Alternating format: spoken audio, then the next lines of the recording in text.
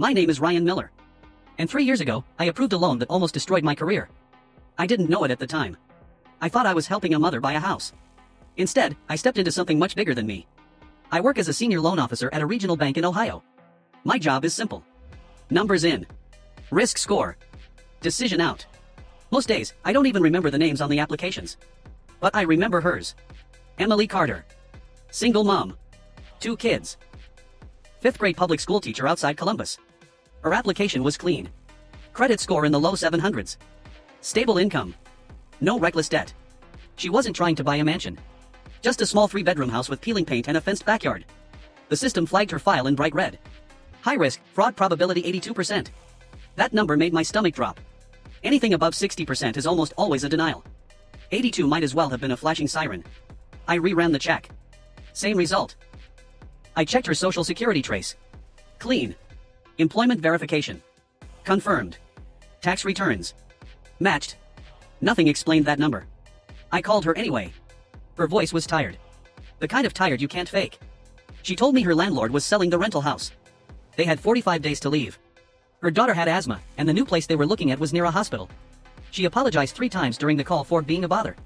I've heard sob stories before. This didn't feel like one. When I hung up, I stared at the red fraud score again. 82%. The system doesn't feel guilt. It doesn't hear a child coughing in the background. It doesn't picture cardboard boxes stacked in a living room. I walked into my manager's office and told him I wanted a manual override review. He didn't even look up at first. You don't override an 82, he said flatly. I think the model's wrong. He leaned back in his chair. The model is never wrong. But models are built by people. And people cut corners. I signed the override anyway. That signature meant something. If the loan defaulted, if fraud surfaced, my name would be attached to it. I approved her mortgage. For a few weeks, I forgot about it. Then I got called into a closed-door meeting. My manager. A regional risk director I'd never met. HR. They printed her file and slid it across the table. Explain this, the director said. I walked them through every document. They weren't listening. Why did you override the system? He repeated. Because it was wrong. Silence. That's when I realized this wasn't about the loan. It was about the system. After that meeting, things changed. Files started landing on my desk with similar red flags. High fraud scores. Clean documentation. Ordinary people. A nurse in Michigan. A truck driver in Pennsylvania. A veteran in Kentucky. All flagged above 75%. All perfectly normal. I started comparing notes. The only common thread I could find was that each applicant's payroll ran through a newly integrated financial software vendor our bank had partnered with months earlier. When I mentioned that to a colleague in risk, he went pale. 2 days later, my system access was suspended for security maintenance. 48 hours. No email. No files. No explanation. When I came back, Emily's file was gone. Not archived. Not marked closed. Gone. Her loan had already funded. You can't just erase that. There are records everywhere. Unless someone really wants it erased. I called her from my personal phone. She answered, out of breath. They had moved in. Her kids were fighting over who got which bedroom. She laughed while telling me. And then she said something that made my blood run cold. Someone from your bank called last week. They asked a lot of strange questions. Like they were trying to confirm if I really worked where I said I did. I hadn't authorized any post-closing audit. I told her everything was fine. It wasn't. I started documenting everything. Screenshots. Dates.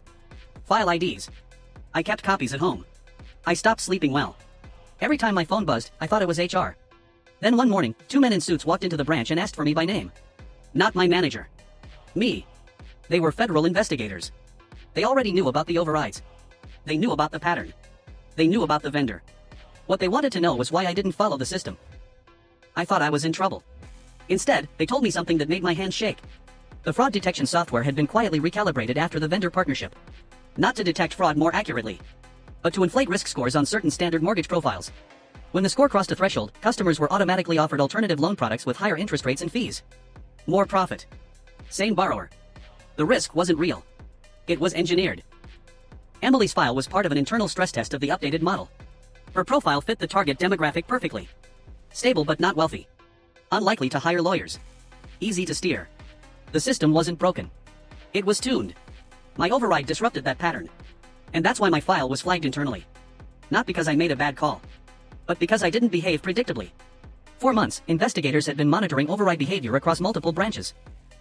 They were watching to see who questioned anomalies and who followed orders without hesitation. When my access was suspended, it wasn't just internal pressure. It was part of the investigation. My manager's cold stare. The sudden audits. The disappearing file. They weren't random.